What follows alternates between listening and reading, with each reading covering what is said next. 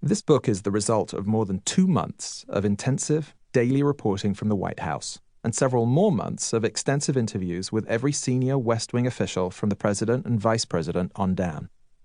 While Obama's aides did not share their thumb drives, they did share memos, PowerPoints, notes, and many hours of real-time and rear-view observations.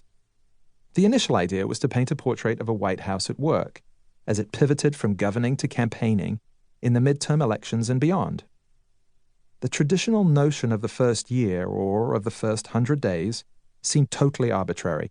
You could only tell the full story of a presidency after 4 or 8 years. So this book was intended as a picture of a work in progress, covering 30 days of action from the economy to national security. Gibbs identified mid-January to mid-February 2010 as a good month to start the stopwatch. Because healthcare will be over by then, he assured me 2 months earlier. He could not have been more wrong. Healthcare, along with the presidency, moved from the disaster of the Massachusetts defeat to the realization of a Democratic dream. In a 2-month span, around the anniversary of Obama's inauguration, you could trace the arc of this presidency. On the journey from near death to rebirth, you could see the near-fatal flaws and the dogged defense, the internal rifts, and the instincts that led to recovery. More than capturing the behind-the-scenes drama of the West Wing, one of my goals was to examine the core question of this new presidency. How did the president and his staff transition from campaigning to governing? The Obama White House faced a unique version of this age-old challenge. Obama had spent 21 months campaigning to be president, far longer than any of his recent predecessors. The campaign was more than just the formative experience of his aides. It was their shared identity. Not until the midterm elections of 2010 had they spent the same length of time inside the White House as on the campaign trail. For a president who had managed nothing of size until his own campaign, this was more than just a question of counting months. His adaptation from electioneering to governing, finding a balance between his campaign spirit and his presidential persona, was the essential challenge inside the Obama White House. Could he bring change to Washington without Washington changing him? When you witness how quickly presidents age in office, it is hard to believe they can pass through the Oval Office unchanged.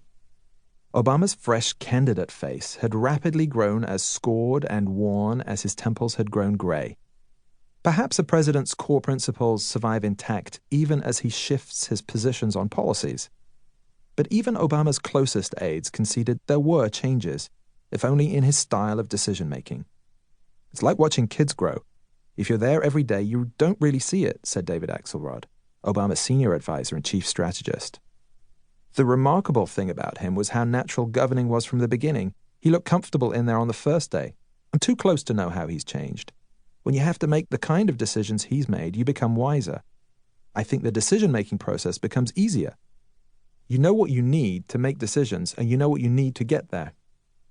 If Axelrod did not know how Obama had changed, other aides confessed they shared the outside world's incomprehension of Obama's true feelings.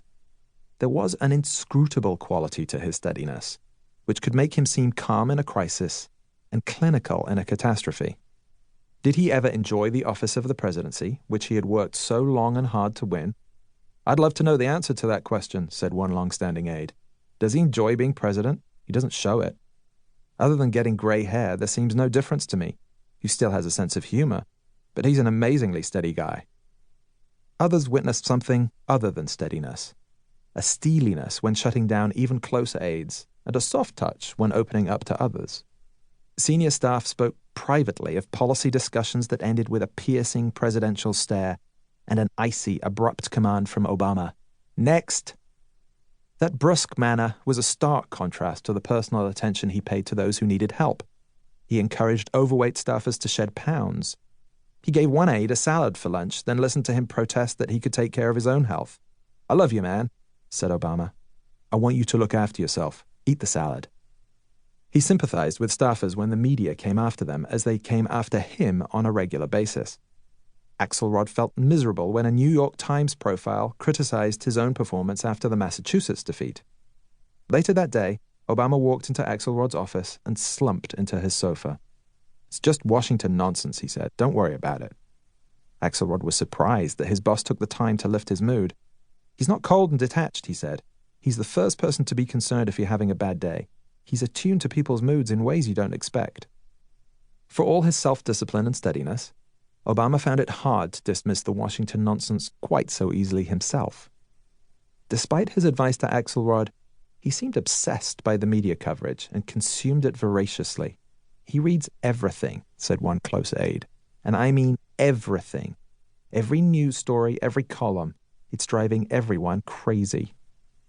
As their political fortunes declined around the anniversary of the inauguration, Obama's aides started to miss the old campaign days of constant travel and uncertainty. "I told the president I long for the carefree days of simply getting him elected to this office," said Gibbs in the middle of the healthcare debate. "Everything that comes to me is hard, and it hasn't been solved because it's hard. Then I understand why the days here are so long. I look at my schedule every morning, and there aren't a lot of things going great. You go to the Situation Room, and everything isn't going great. You feel it at the end of the week." The solution for Gibbs and other campaign veterans was to revive the campaign spirit inside the White House. If they did not return to the mood of the 2008 election, they would be facing far more people like Scott Brown, the Republican candidate who won Ted Kennedy's Senate seat in one of the safest Democratic states in the country. "I think in many ways what drove people to vote for Barack Obama in 2008 is the same thing that drove people to vote for Scott Brown in 2010, Gibbs said. "They're frustrated with what is happening in this country. People also understand that this isn't going to happen overnight. It's going to take 2 years to dig out of this hole. I think people have seen recently somebody who is willing to challenge both sides to get a solution. We have to keep reminding them that the Barack Obama who is president of the United States is the same guy who ran. He has the same cares and concerns."